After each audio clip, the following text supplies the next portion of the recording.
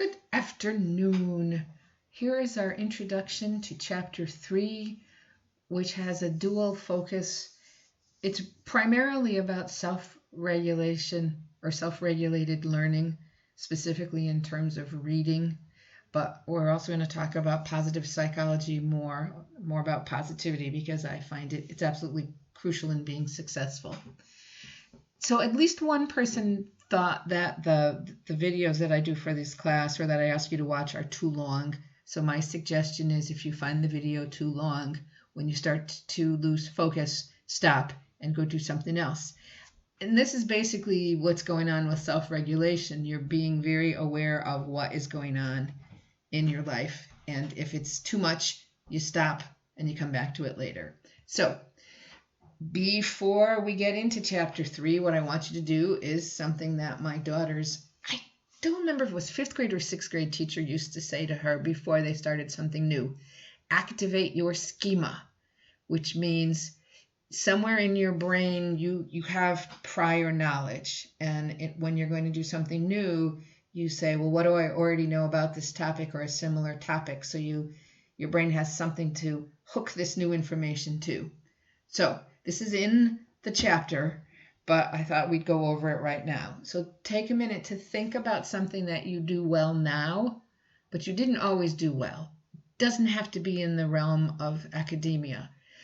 Maybe you remember when you were in kindergarten and you would tie your shoes and 10 minutes later they'd come untied. Or maybe you remember when you were a new driver, like I remember when I was a new driver and I had my hands on the steering wheel at 10 o'clock and 2 o'clock and I had it in a death grip.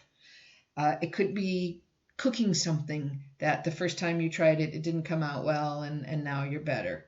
Okay, whatever it is that you have thought about, the next thing is to think, how did you get from there to where you are now? Like, what happened that helped you move from one level of skill to another level? Okay, so now I said you didn't have to think about academics. Now let's think about how this might apply in academics. How do you know that you've understood something that you have read? Okay, do you wait until you have a test on it? Do you quiz yourself? Do you say to somebody, well, I just read something and it's really interesting, or it's really boring, or I didn't really understand it? Just what is it that you do to make sure, or to see how well you have understood something that you've read? And now let's broaden that a little bit. Just in general, how do you know if you've studied enough or if you've studied effectively? You might notice that there are some similarities to the post-quiz analysis that I ask you to do with some of these questions. Okay, and then the last question is, what do you do? And when I say you, I mean you. I'm asking you to look at your own habits, the things that you do. I'm not looking for a specific answer. I don't say, in general, students, blah, blah, blah. Okay, if I want a generic answer, I will use the term students or people, or, students in an FYE class, or people in California. But when I use you, I want this to be very personal, which is why I ask you not to use you in your own writing, because when you, the student, use you in your writing, you're talking about me, the person who's reading it. Okay, so think about this for yourself. What do you do to make the most of your homework? Whatever your homework is, the reading, your math problems, you're studying for a test, you're writing an essay, you are creating a work of art. How do you make sure that you are being as effective as possible, that you're getting enough out of it? Okay, so those are the questions that you should be thinking about before you dive into the chapter, the reading and watching more of this video. The first concept we talk about in this, and this diagram is also in the textbook, is the concept of self-efficacy. I'm not going to go into it in great detail, neither here nor in the textbook, but so basically self-efficacy is the belief that we can do something well. So one of the aims of this course is to improve your self-efficacy as a student, that you believe you can be a good student. If you have that belief, that's the orange rectangle in the middle. If you believe, it's like the little engine that could, I think I can. If you believe you can, your performance your behaviors and your performance will show that you have this belief that you can. Well, how do you get that belief? And that those beliefs of self-efficacy come from either things that we ourselves have experienced, that we've seen other people experience, that our society, whether it's our family, our school, our larger society, tells us that we can do. And the physiological feedback is physiology is your body. So the physiological feeling is, you believe you can do something because you're not feeling anxious or stressed about it. You feel excited, you feel confident. Okay, so if you don't believe you can do something, chances are you're not going to do it. We will talk much more about this in chapter 4. Okay. But so anyways, that's kind of a nutshell of a self-efficacy. And if you don't believe you can do it, you're really not going to be able to self-regulate. Okay, so there's the idea of self-regulated learning. And let's start from the green lozenge at the top. All right, in order to self-regulate, you plan. You make a goal for yourself. You decide what strategies you're going to use. So you're thinking about it. It's all the planning. And then what do you have to do? You actually have to plan the work, then work the plan. Okay. You have to use the strategies that you've come up with, and you have to monitor how you're doing. Right. And then what you need to do is, once you've done something, you are reflecting on it. How well did it work? Okay. So, for example, I'm going to use in terms of math. Your plan is, I am going to do I'm going to read the chapter. I'm trying to think what my son is doing right now. I'm blank. Exponents. Okay. And your strategy is that you are going to do the homework assignment. You're going to read the chapter, then you're going to do the homework assignment. And you've set a timer for 25 minutes. Okay. And then as you're doing it, you're monitoring your performance. And when you finish, you realize that even though you set the timer for 25 minutes, you were actually on your phone with a friend for 10 of those minutes. So you really only spent 15 minutes there. So now you're doing this orange one. Okay. You're going to use the results from your previous performance to guide the next one. My phone is distracting. Therefore, when I'm doing my math homework, I'm going to put my phone, I'm going to turn the ringer off. I'm going to put it on airplane mode. I'm going to put it far away from me. Okay. Or, whatever it is. So this is, and you have the results. So you set a new plan and you use the plans and you're paying attention to how it's going. And when you're done, you're saying, okay, how did I do? This is what I learned. And so you're going to take what you learned, and you're going to make a new plan. And yes, it never ends. It just keeps going and going. And this is not just for school. This is for you do it unconsciously or subconsciously when you were cooking something, probably not when you were tying your shoes because you were 5, but learning a sport. Okay. So what we're going to do in this chapter is we are going to look at self-regulation, specifically of reading, because I know reading is not popular. And one of the reasons that it's not popular is a lot of people feel that they don't do a good job. And when you don't do a good job at something, you don't feel like doing it, so you don't improve your skills. So you don't do a good job at it, so you don't feel like doing it, so you don't. Okay. So what I'm going to ask you to do just in general for self-regulation is think about the classes you're taking right now.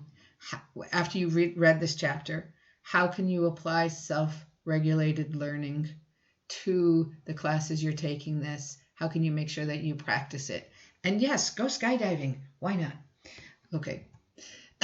So what I'm going to have you do to practice your self-regulation of learning is to read a chapter in a book called The Happiness Advantage.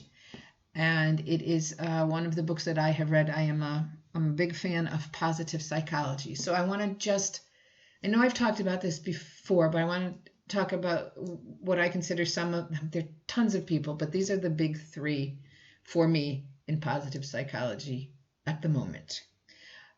Dr. Martin Seligman was the president of the American Psychological Association in 1998, and he was the one who said we need to focus more on positivity. So while he said we spend a lot of time thinking about what doesn't work for people and what we can do to make them better, and what about talking about what is working and see if we can take those things and help other people move the line up.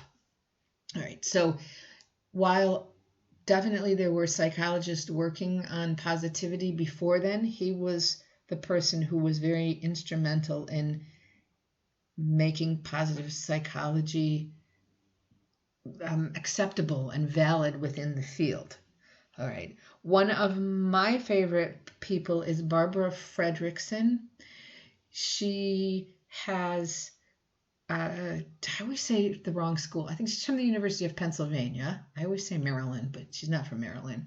And she has done a lot with positive psychology and how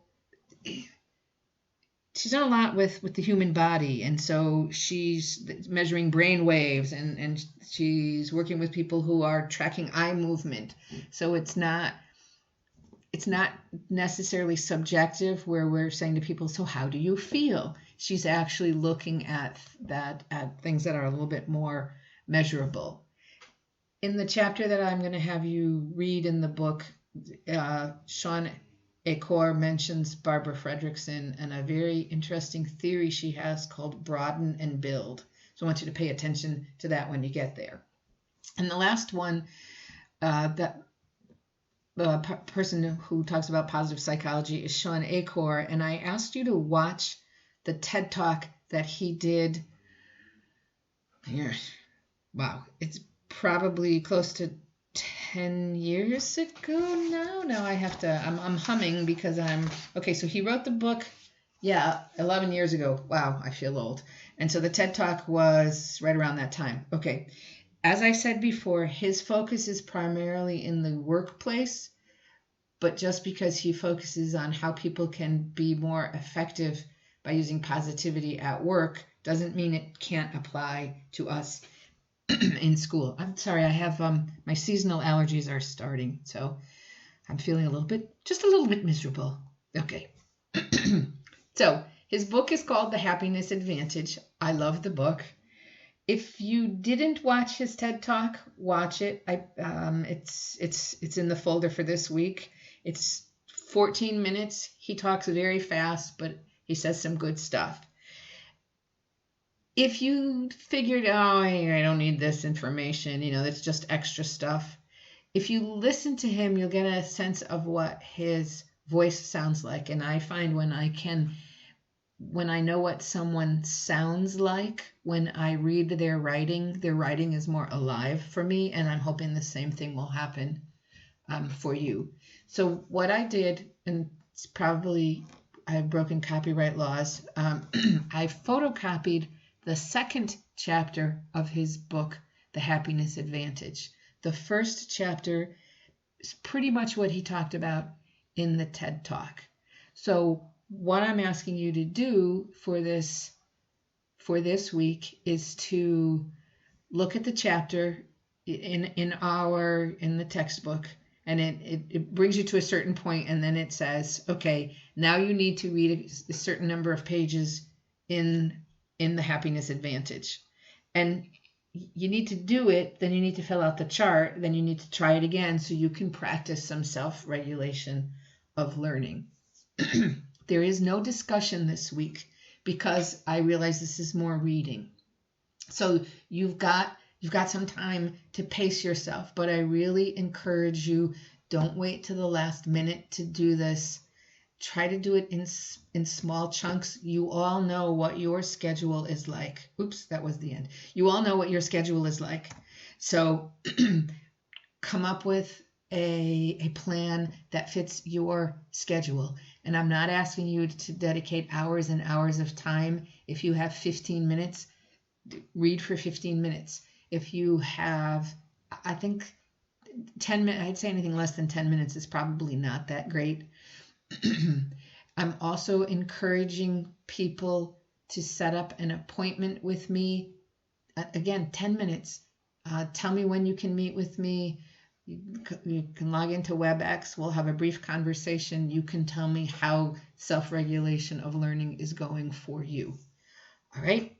I hope you have a good week. And remember, if you have any questions, please don't hesitate to contact me via the message in Blackboard, via email, or you can text my Google number.